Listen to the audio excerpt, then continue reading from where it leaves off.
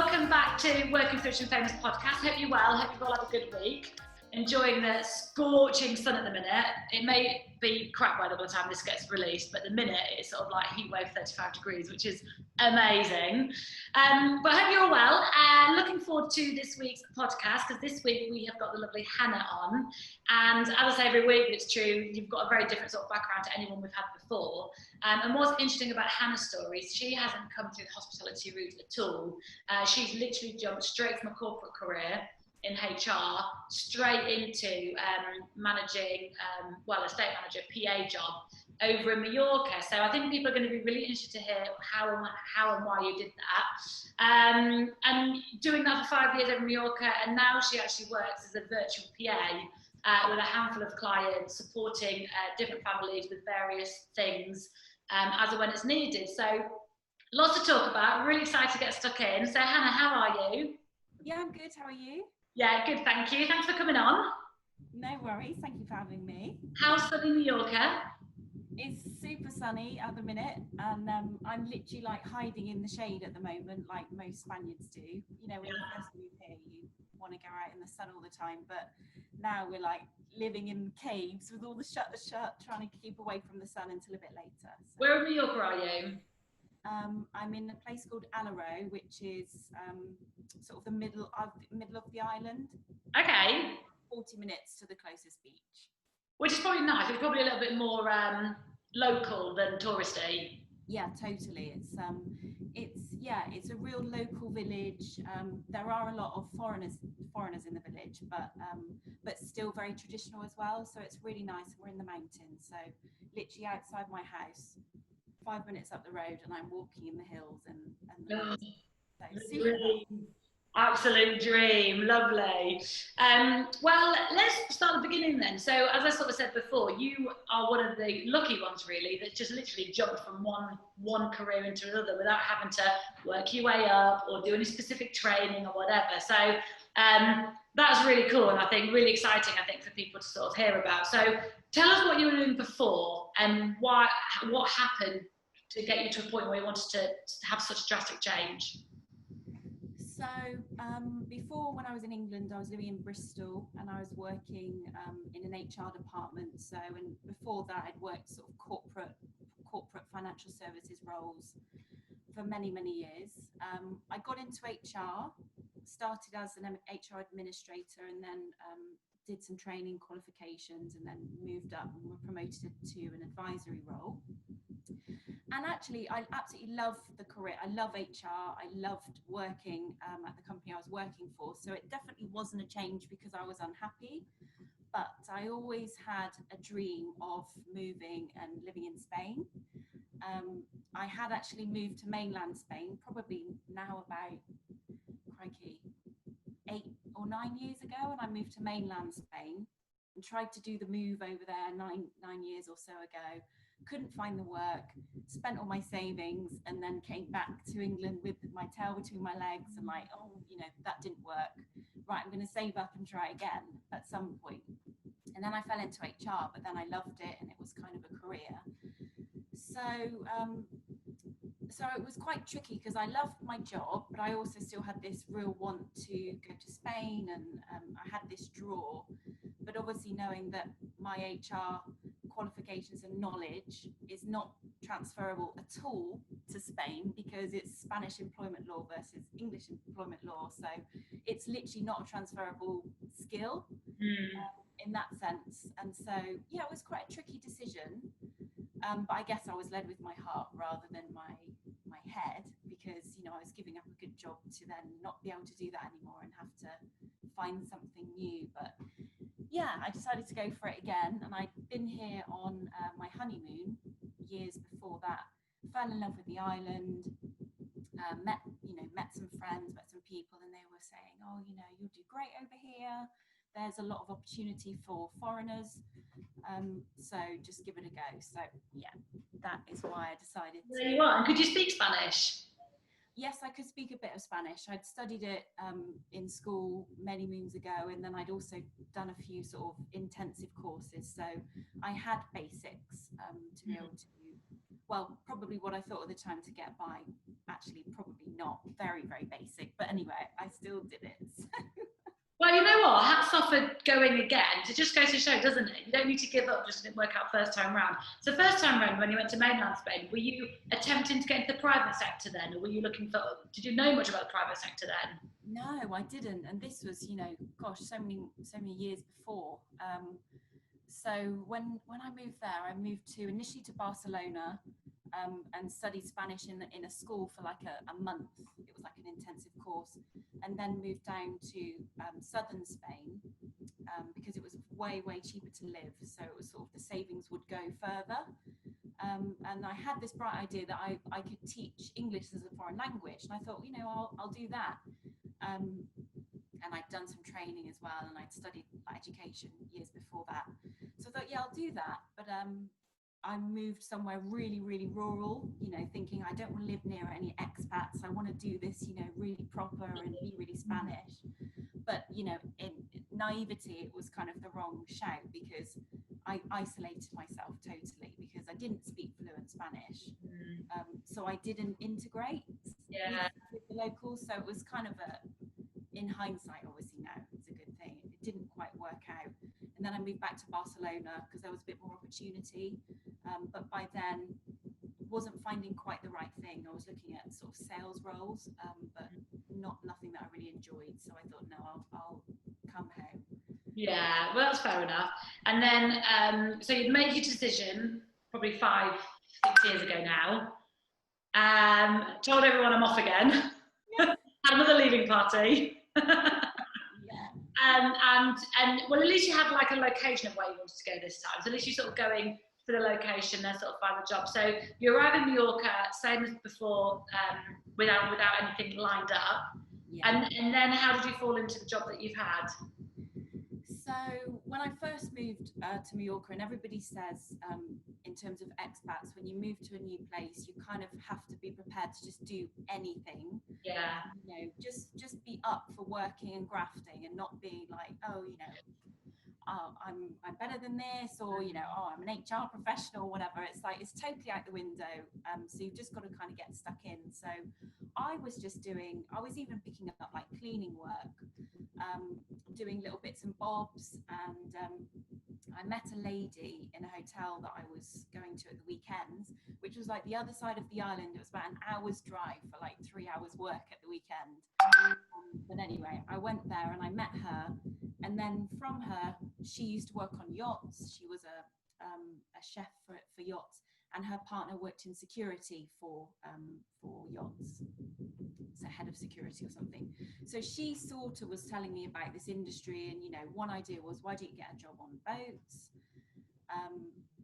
And I thought, I kind of like the idea, but I also didn't want to be away from like the island, which there's a lot of working away and really long hours. So I kind of toyed with the idea, and then I met someone through her who was an estate manager for a villa in Andratx, and she was recruiting for somebody to actually live in and do the cooking and all the cleaning, and sort of housekeeper, chefy, but not super fancy chefing, because I'm not a chef.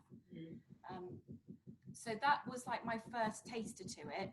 And then so I was kind of talking to this lady about the role, and looked at the villa and stuff, and anyway didn't really work out to be something I wanted, because it was living in, and again I wanted to live in my home in Alaro, because I'd sort of found the space, and I thought, this is where I want to call home.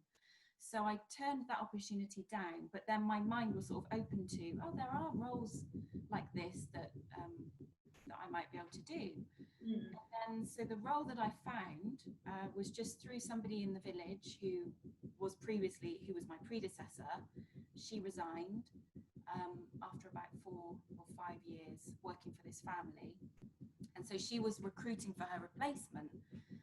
So we got talking, and she was talking to other people as well, and we kind of had a good connection, and she knew that it was for me, I really needed a job, and if really I wasn't going to find a job in say 3 months, then it might be game over.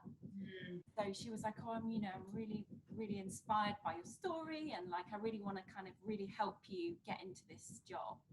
So I'm going to put you forward with a few others, you know, as a candidate, although I had no experience. Yeah. So that was, you know, that was just luck, I guess, just being a nice person, you know, being approachable, warming to people. That kind of gave me the break. I mean, I remember seeing her original job advert, and it said property manager, PA required, will suit an stew from yachts. And I was thinking, well, I'm not that at all, because the owners had super high standards. But I thought, well, I can learn anything. So if they've got really fussy requirements, then just tell me what they are, tell me what they do and don't like, and I can learn that, and then it'll be fine. So yeah, it was, I guess she gave me the opportunity, and then I met the owners, and that was all quite bizarre because they really had nothing to do with the recruitment process. But obviously it worked out. They liked me enough to give me a shot, and I think initially they were like, you know, who's this HR advisor, you know, from England, like what on earth is going on here? But the predecessor, the lady said, no, you know, I've got a really good vibe, so, you know, I think she's the one. And they were like, yeah, okay, let's do it. You know what? It just goes to show in this industry how the personality fit is probably more important than the experience you're bringing with you. Because they could take an estate manager with 20 years experience who just didn't get on with them and fit or do anything they wanted to do. So previous experience is great in terms of you hit the ground running faster, but you still need to learn the properties, the contractors, them, what they like, don't like. And actually, the knowledge that you had of the island a little bit at the time and all the rest, you've got that bit of an edge. But yeah, it just goes to show, we've had it before our agency where we'll call clients and I'll say, I'm not even going to send you the CV because the CV is absolutely pointless, but I'm telling you to meet so-and-so because you'll like them. And then the clients that I like are clients that are like, you know what, I trust you, I'll do it. Clients I hate are clients that say, no, I need to see a CV. And it's like, why do you see the CV? I'm telling you right now, you're going to like them. This is what you're paying us for.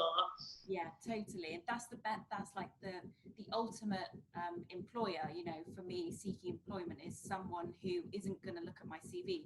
Because if you look at my CV, it's very, previous to this, it's very corporate sales and HR, you know, so it's like, well, how on earth is she going to, you know, manage gardeners and manage car mechanics and go to the bank on our behalf and deal with our insurances in Spanish and all of that? I mean, there's nothing to say that I can do it, but yes, I did. There's nothing to say that an experienced estate manager can manage stuff very well. And actually, with your HR skills, you're probably way more in a much better position to be managing the staff. But yeah, but definitely a good opportunity, especially bearing in mind that you're not within a big team of people. You're not shadowing. I know you did a bit of training with him, but it's not as if you were under like a senior PA, or they literally had to trust you in what you do. I find it so bizarre. They really didn't have much to do with the recruitment process.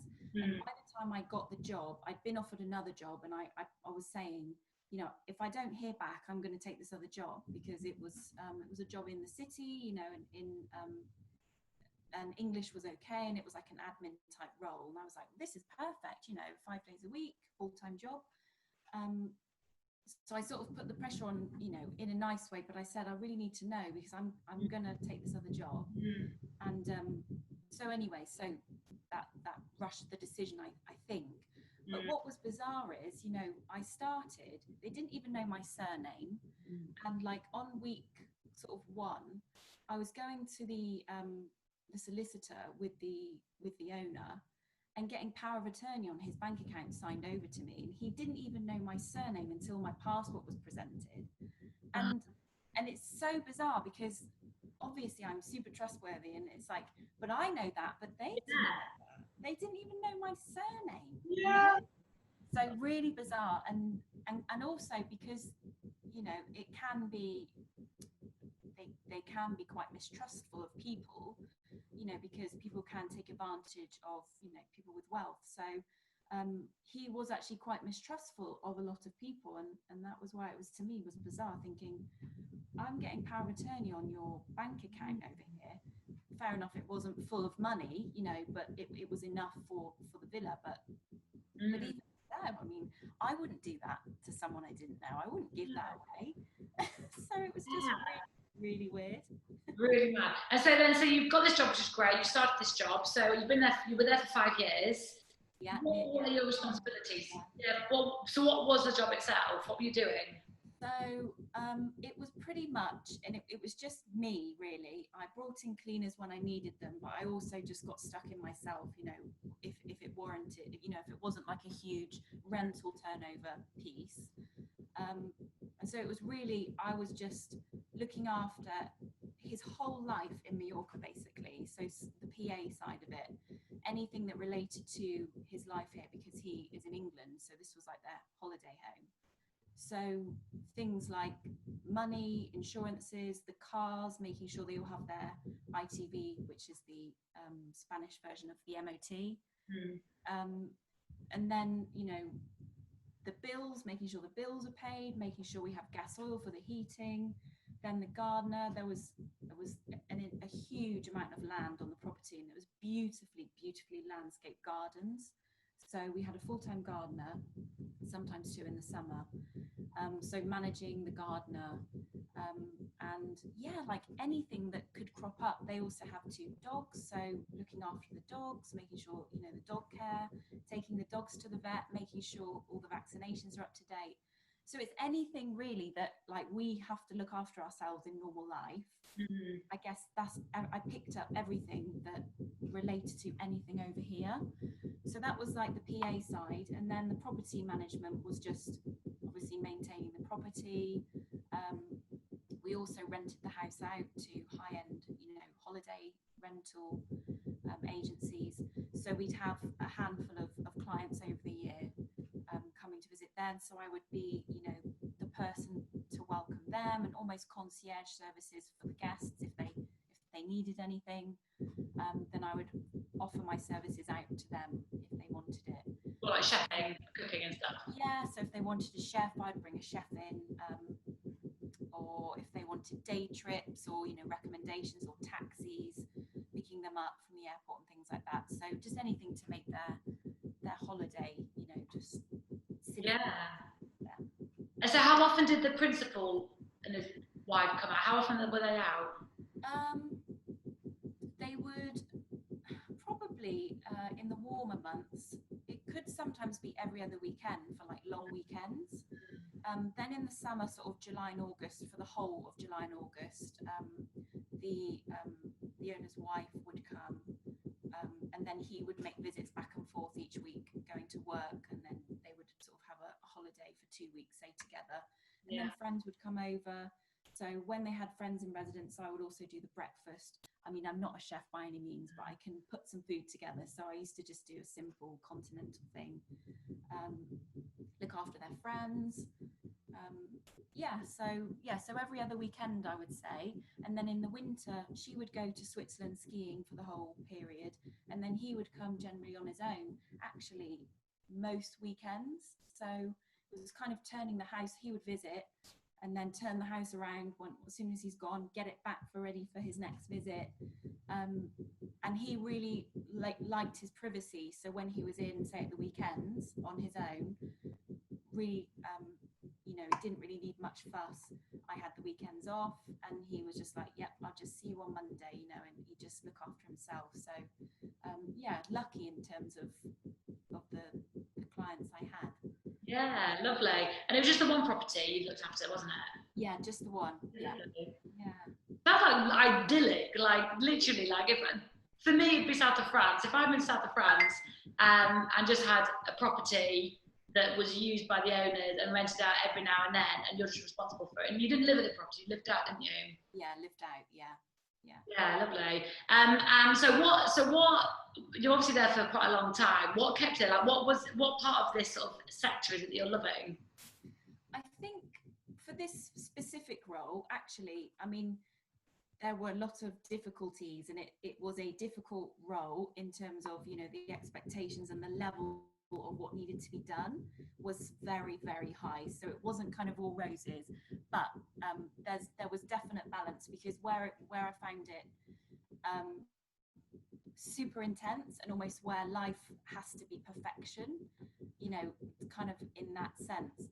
The balance on that is actually it was probably part-time hours. You know, when you think about people working on yachts, they're working such long hours, such long days, super hard. In terms of what I was doing was really part-time hours, for a full-time equivalent type job. You know, if I'd have had something like that in England, it would have been certainly full-time hours, money equivalents. So in that sense, I do actually feel really grateful. It was quite a cushy number because yes, it was hard in places, but for sure I had a lot of freedom, which actually you don't always find, I think, in this industry. You know, you can actually just be on call 24/7, and it really is a case of, you know, you only get a rest when the owners go. So I think the trick there is when you're looking for a new job, try and suss out the employers that are very private people that want their space, because often what we hear, in fact, hear it all the time, is when the family's in residence is when you literally work, you know, 18-hour days, because they don't really care really about the hours on holiday. So from up at 3 a.m. to go pick them up to the airport, and then you're late all day, right till they go to bed at midnight, and then back next day. So actually to have principals that have their challenges, which we'll go into in a minute, to like their own space, which gives you quite healthy work-life balance, intense when you're there, but obviously they don't want you there all the time. Yes, exactly. And when they were away, I mean, I would still go to the property every day and, you know, do the house checks, obviously making sure the gardener's doing what he needs to do. I would be walking the dogs, making sure the dogs are good, and just it could literally be, no day was the same. So it could be anything that came up. But, you know, as in terms of the repetitive tasks, you know, just going to make sure there's no leaks, you know, you're flushing the loos so there's no stagnant water. Is everything good? Are we prepared for the next visit? That sort of thing. So it was a really good opportunity. And given that I'd never done it before, you know, a leap of faith from the owners. But I was like, I can do this. Just tell me what you do and don't like, and I can pick it up. So, you know, if you like your carpet tassels to be combed, then just tell me, and then I can get it done. So When you talked about their incredibly sort of high expectations, what do you mean by that? Is that in terms of like the level of sort of service and housekeeping, or just the amount of stuff they need you to do? Yeah, the level of how the house and garden needed to look. Pristine. And it's quite funny because I think I picked up this. I've usually been a perfectionist in my own life anyway, but in terms of my house, you know, it's like normal. I started finding myself like polishing my fridge, you know, with glass cleaner, like to make sure that the silver was really shiny. And I'm thinking, what am I doing? It's like I was picking up these like perfection level traits in my own life. But yeah, in terms of the standard of how they wanted the house, how they wanted the gardens especially, because, you know, the weather here obviously is amazing. It needs a ton of water to keep everything alive, and there's a lot of calcium in the water, so all of the irrigation lines clog up, and it's literally like a never-ending task to try and make sure everything's getting water and looking alive. But yeah, cleanliness levels, just perfection. If I, for example, were to pick something up, if I was going to dust, you know, then I'd have to make sure I put it back in the exact place it was in. The owner's wife thought or said, I know there's no ghosts, but if something moves, it makes me think that there's a poltergeist in the house, you know. And so just kind of really like, you pick something up and you're dusting around and then you don't really think much of it. But once she told me that, then I knew, oh right, okay, everything has its own place. Particularly when we would rent the house out, I had to just bring people in and empty all of the personal effects and high value things. So would still leave obviously the house very, very nice for guests, but some of the personal stuff had to go. So my whole phone would be full of photos of her bathroom cabinets, how the nail varnish remover, how the cleansers, the moisturizers are all placed, so that when I would ship it back in after a rental, it all had to go back in the same It's like a crime scene. yeah, yeah, really, really was. So, like, super annoying and super faffy because they come back and forth all the time and you rent it out. That's a really annoying job having to clear it all out every time. Yeah, and that was, my goal was saying if we can kind of get 4 or 5 weeks straight, even if we maybe bring the rental price down a little bit to make it so attractive that we just get back to back to back to back rentals, then you've earned the money for the year. Yeah.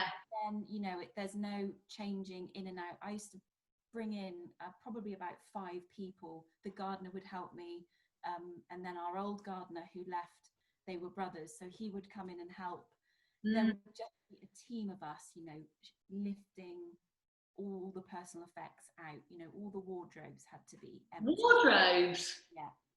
Yeah, because the wardrobes had all of their own personal clothes that are always in residence. Yeah. If you come on holiday, as a guest, you don't want someone's, No. So everything had to go. So yeah, that was. Yeah, I agree with you. It'd be so much easier to be like, right, June and July, we're renting it out. Yeah. The rest of the year, you can have it. Yeah. But then obviously that's not their consideration. They don't care. Exactly. They don't care. It doesn't affect them at all. So they couldn't care less if I'm, actually those days were like 12-hour days, just with everybody trying to, because also, for example, the wife would come and leave me a day. I would say in a polite sense, I need you out of the house because I need to get it turned around. I need to get everything out and all of the rental stuff in. Yeah. But she doesn't care. It's like, well, just make it work, make it happen, so those things are frustrating. She also hated the house being rented out, whereas it was the driver came from him. So I was piggy in the middle very much, because she would be angry when the house was being let out because it's her home. Yeah. He, with his business hat on, is thinking, okay, well, if I can rent it out for 6 weeks of the year, the house pays for itself for a year. So that was really, that was quite challenging, making sure that I don't fall out with her, because actually, although he was in a sense, for me, he was the boss, you want to be friendly and you want to have the relationship with the wife, because that was all my interaction was mainly with her anyway. So I've got to be able to get on with her. And being the enemy because I'm renting the house out really didn't. But it's so annoying because you want to say to her, I'm on your side. I also don't want it rented out. I'm enjoying myself hoisting these bloody wardrobes everywhere. We're on the same team, woman. Stop having a go at me. Yeah, totally. So was that a factor throughout the entire sort of job really for you 5.5 years of balancing a relationship between him and her? Because I hear it all the time. Being as respectful as we can. It is often quite difficult, because what I found before is he's very, very busy. He's the one that's technically in charge, but he's very, very busy. He earns the money and all the rest. But he's not really, he's easy really, because he hasn't got the time and he's employing you to manage it. But the wife does have the time to have an opinion and get involved. And she's there all the time as well. So it's a massive thing trying to, you're working for him, but she's there, and very much. Tricky personalities, isn't it? Very much. It was a real, a real balancing act to make sure that he knew that if it really came down to it, I would have to answer to him. If he says he wants something, that actually has to be done. Yeah. But once I was there I was there for nearly 5 years, so we then knew each other so well. He knew that everything was under control, and we could almost have a slight, he knows what his wife is like, he's married to her, so there would be, there was a point where I could be sort of slightly open to say, okay, I know you want that, but let's just remember there's also, there's your wife, and let's make sure that she's happy as well. And I'd sort of smile and he'd just like roll his eyes, but he knew that, he knew that we have to, I had to include them both. I had to include her. She wanted to feel part of the life over there. So, but yeah, we became towards like the last couple of years, I could be probably a little bit more frank without being rude, but a little bit more frank to the situation to say, you're putting me in a really hard position here. So we need to, we need to find another way around. Yeah. And so obviously, what you know, 4.5 years is a good amount of time anyway. But what was sort of deciding factor for you to stop that and branch out to something that's just not stable, working for yourself, you know? Yeah. So I mean, again, it was a big leap really for me, because actually it was a really good job. And it's like, oh, I'm leaving that, and it's like security, it's month in month out salary.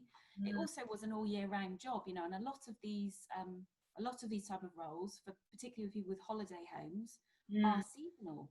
And then in winter, if they go off skiing somewhere, then the house shuts up, and then that's it. So that I was very fortunate with that. But what I was finding is that obviously I have connections to England still. My partner now lives in England, so we have a long distance relationship. And in a role like that, it's impossible for me really to ever go, especially when the owners are visiting so often. It really was very much tied to the job. And I was thinking, it's all very well having kind of a nice setup. I know exactly what I was doing every day. I was in charge, and like, I know I had the right people to pull in when I needed it. But from a personal sense, I'm away from my loved ones. So you can't go on holiday for 2 weeks. Yeah, it was, I think in the whole nearly 5 years, I had one holiday, and that was actually a 2-week holiday, and it was in January. So it was when the wife was skiing, so she was away. And of course, the owner was a little bit more self-sufficient, so I was able to get that. But that was only probably the last year. Until then, I just had no holiday ever. So maybe long weekends I would go, to England, but few and far between. So so I thought about what else can I do that gives me a bit more flexibility. And a guy who used to live in the village, he's now moved to Guernsey, but he's like an entrepreneur, had loads of different businesses, and he basically used to hire a virtual assistant. And I got talking to him, and he was saying, well, if you're actually up for work, I haven't got one at the moment, and I would be happy to hire you to be my PA, virtual assistant.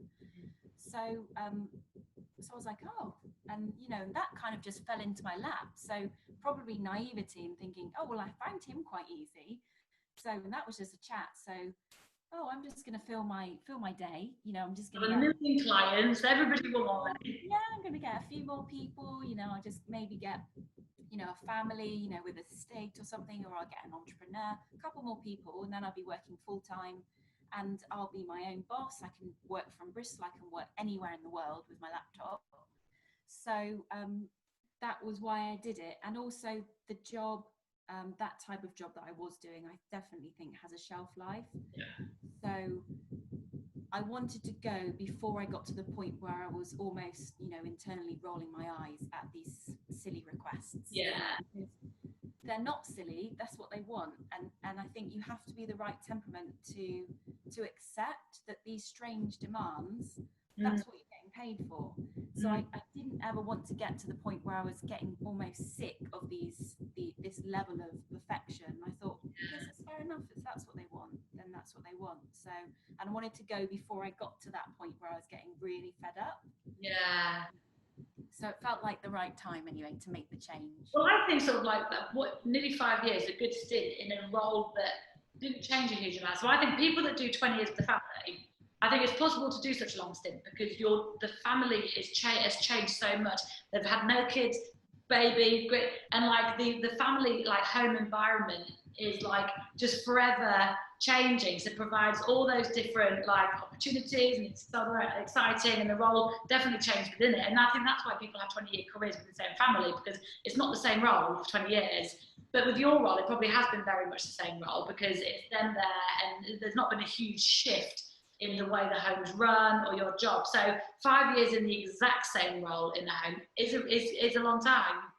Yeah, for sure. And when I first took the job, Year one was finding my feet, getting to know what they were like. I nearly quit on year one because of some of the way I was being spoken to. I've never been spoken to like that, and I was thinking, okay, I never signed up for this because I just wasn't prepared for it. You know, mentally thinking that they really don't care about me at all. You know, it's really just a convenience thing. I'm there to facilitate their happiness.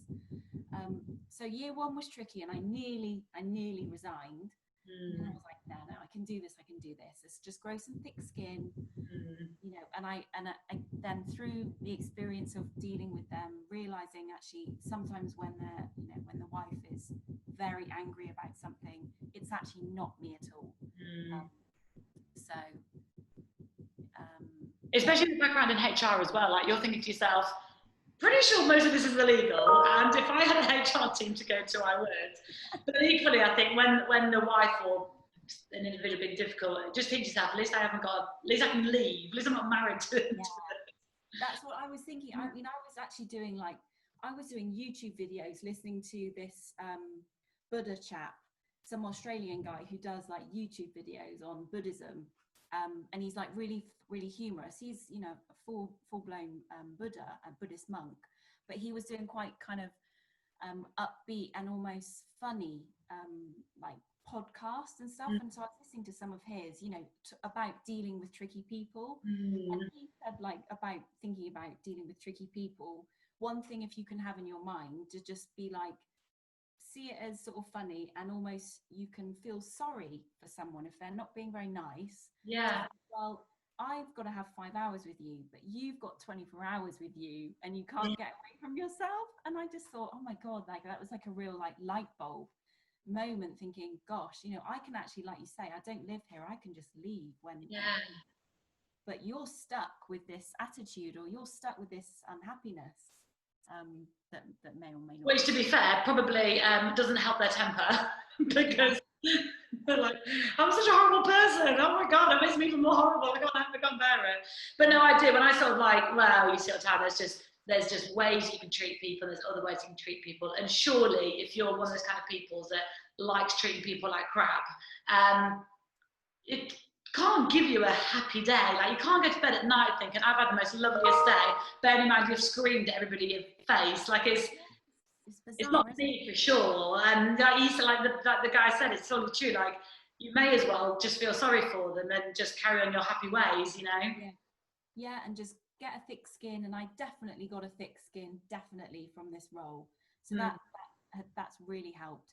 But yeah, the role did stay quite stagnant after kind of year two, when I'd implemented changes and I'd made things more efficient.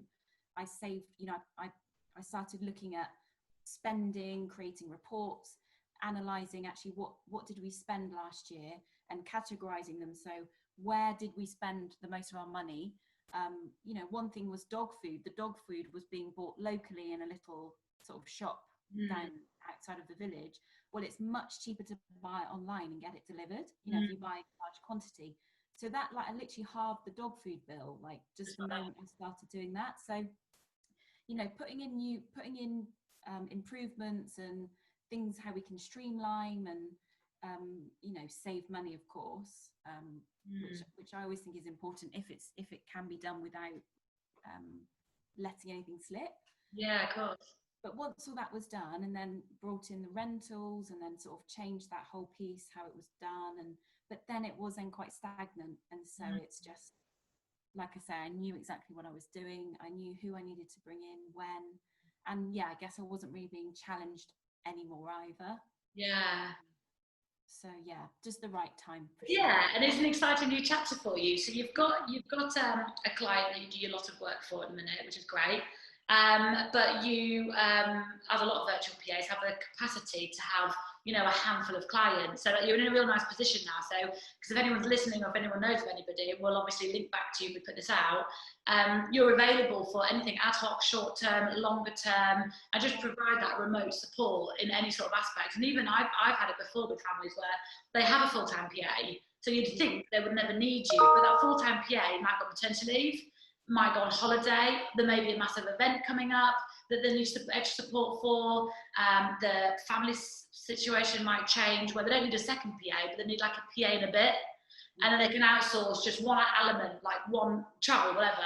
So so even families with that full office support, there can sometimes be a time when having a go-to for additional support can be really good. Yeah, definitely. Yeah, so I mean, I'm working for a couple of different clients, but yeah, I'm not at my full capacity, so I'm always looking for, the right. Also, for me, it's like the right fit. I'm not in the position where I just want to grab every single thing I can possibly grab, but I really do want to, or the way I look at it is finding the right people where it's mutually beneficial, I guess. Obviously me, because it's my job, but also that they are gonna benefit from hiring someone like me. But definitely, like on a personality fit, I think is really important, because if that's not there, it will probably come unstuck anyway. So if someone thinks, yes, that's exactly what they want, they don't want someone in their house every day, then it's perfect. If someone really, really wants the physical attention, then it probably just won't work out anyway, because that's the kind of role that they're looking for, to have from someone. But with the old COVID at the minute, what I'm finding kind of interesting is everyone, like the whole world, is proving actually that remote work is totally doable, and that we're not, letting our game slip. Everyone is, businesses are still going. The majority were working from home, like the majority of the world, wherever possible, at one point was. So I hope that it's opened also some people's eyes, where they would think, no, I would want a PA. I'd want them sat in my office so I can see what they're doing, because with COVID, everyone has proved that, that it is really possible to be really effective, but just not in the same location as each other. And people might have, who thought that once upon a time, now realise how much they prefer not having a PA sat at their desk, because it gives them a bit of flexibility to manage their day how they want to. If they haven't got to be sat in the office with their staff all the time. So yeah, I completely agree. I think everything's happening more remote now, and also people sort of slimming down what they need. So people might realise that I don't need a full-time PA. I just need someone 2 days a week, because it's all just ad hoc. So people have it's really shifted people's perception on what they once needed and actually what they need now, and it's a bit different. Cool. Well, it's exciting. It's sort of new step for you, and it's not even doing something new. It's just you've been doing PA stuff for years, and even all the sort of administrative skills that you have from the corporate world. It's just bringing it all into a role for yourself that's just giving you the sort of like work-life balance that you've lacked. So. Yeah, very exciting. Before we go, I need to ask you, what's the most bizarre thing you've seen at work, or done at work, or had at work? Have you got anything you can tell us? Oh God, how long have we got? Because it's a little bit of a story, but I'll try to keep. Oh my God, I love a story. No, go, that's brilliant. Okay, so the story is about Barry the lamb. So my favorite animal in the whole world as well happens to be a sheep. Like it's a really weird thing, and people find really funny, but I don't know what it is about sheep, but I absolutely adore them. To look at or to eat? Sorry? To look at or to eat? Yeah, no, to look at. I literally, I just can't eat lamb ever. Okay. So it was in this role where I was the PA property manager, and I think it was about my second week on the job, and I arrived at the estate, and there was literally a newborn injured lamb at the gates of the property. I mean, still had his umbilical cord on, that newborn. Yeah. Really sadly, it had been attacked by the dogs. So it obviously had been roaming free. The dogs managed to escape the compound, the area, and they'd obviously played with it or whatever.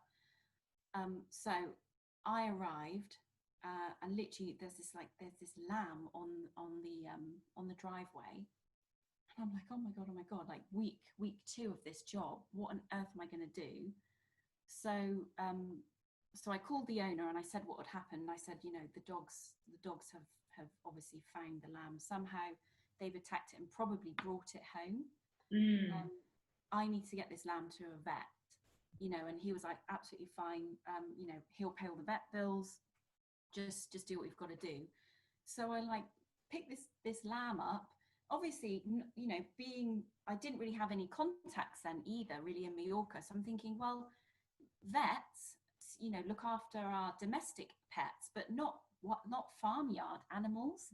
But I was like, I don't know what else to do, so I'm going to take it to the emergency vet, the closest one. So I took this lamb, and the vet was like, I've never had a sheep in my veterinary practice ever, but come in, it was all a bit bizarre. Anyway, the vet treated the lamb, and she said that the lamb was literally 1 day old, like it had just been born. It was so fragile. So she gave him, liquid, what do you call it, the fluids back, and said that the lamb needs to be looked after because it's now away from its mum and you don't know where the mother is. The lamb needs to be looked after and fed formula now for like 2 days, otherwise it really will die. So I'm thinking, oh my God, like, what am I going to do with this lamb? I don't know where it came from. I don't know, where to take it. I put a few calls into some people that I know in the village, who I know have land and also have sheep. But to say, can you take this lamb in? But for one reason or another, they couldn't, because they were like, they already had too many sheep and one of the sheep was aggressive and it wouldn't have worked. So I was like, I'm just going to have to take this sheep back to my house and like nurse it. So I got put in touch like with someone who would give me this formula. And so I called him Barry the lamb. So I called him Barry, and literally for a day and a half, probably every hour or every 2 hours, I had to do all through the night. I had to bottle feed this lamb to keep him alive. And I mean, there's like, I've got photos of me, like with this lamb in my arms, like newborn baby bottle. And given that, it's like, I love sheep anyway. It's like my favorite animal in the world. And then there's me, like with Barry the lamb, trotting away on like my terracotta floors. Like wherever I went, he followed me, and it's like clip clop, clip clop, clip, following. And then he'd start bleating, for me if I had to go to the loo or something. So that is like the most random thing. How long did you keep him for? So I had him for 2 days, nursed him back to health. And then I managed to find, I think, the farmer who he belonged to, because I kind of, there's obviously, it's in the country. So I knew there were probably about 3 farmers. And from the lady who used to do my role, she actually had the phone numbers of a couple of the farmers. And so I had to call this Mallorquin local farmer, doesn't even speak Castilian Spanish, which is more what I can speak. It's real local Mallorquin dialect. And I'm just like this stupid English person saying, I think I've got, your lamb, trying to piece together this conversation in Spanish and him in Mallorquin. But obviously farmers are quite, cutthroat, to them it's just money, it's just their livestock. I don't know whether the farmer was using the sheep for milk or for meat, but he was just like, yeah, just bring him back, put him in the field. So did you get reunited with his mum?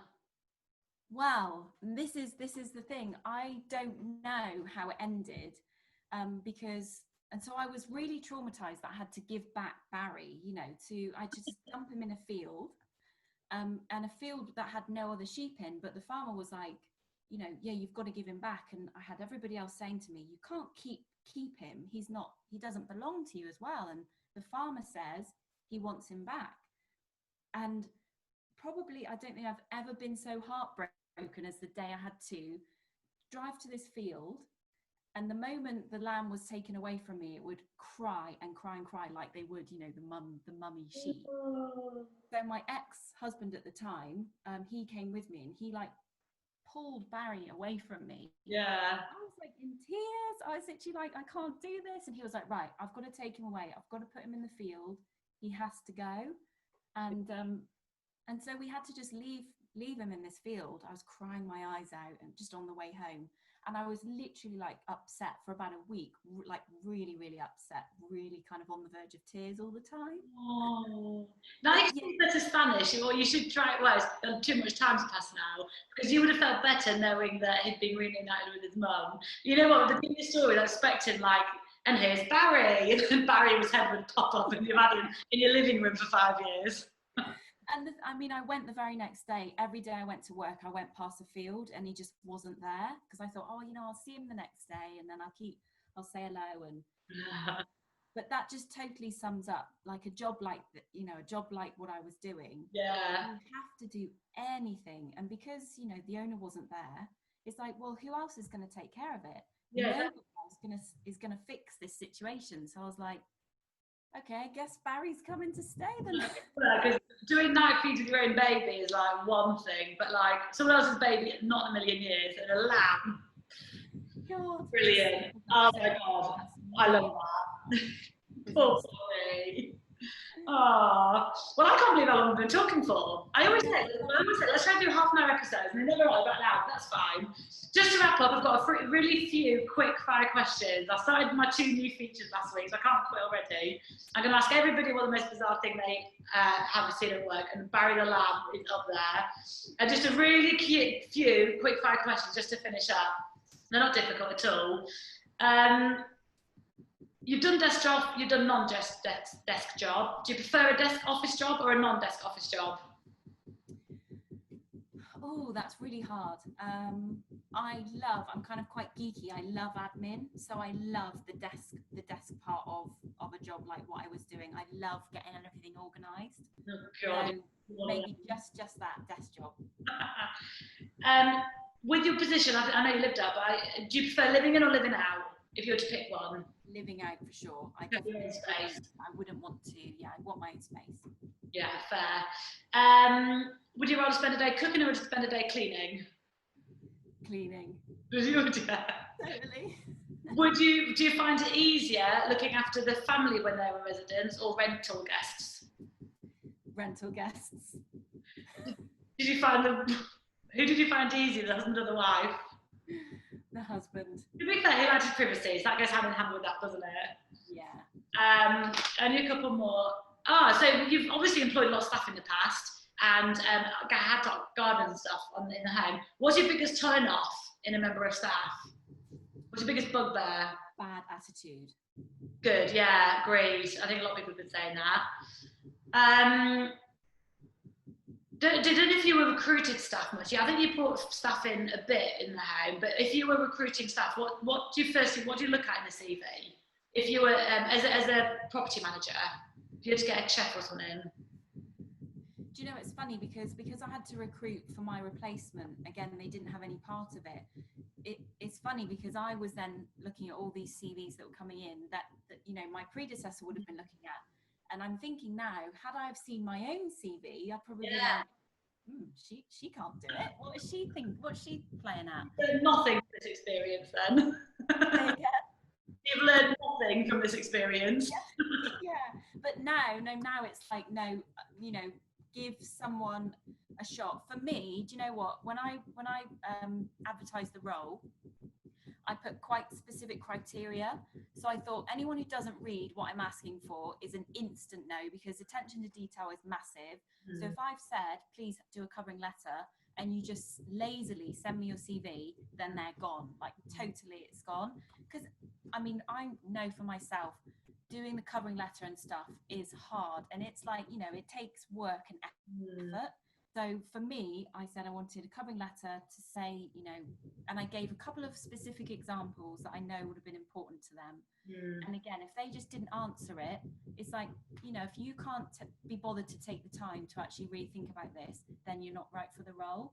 So I picked my shortlist based on what they said, actually, less than the CV, more what they said in the cover letter. Because I said, this needs, you know, someone with very thick skin. You need to be prepared to, you know, do anything really and take on the chin. They should cover all those points in the cover letter. And what I find as well on CVs, say someone's applying to your role, but they haven't changed their CV, it still says, I'm really keen to find an estate manager job in London. Yeah. Or I'm following my dream to get a job on a yacht. And it's like, you need to change it. Like, it's not us. And I had loads of yacht chefs applying. Yeah. And like, you know, it was a chef CV.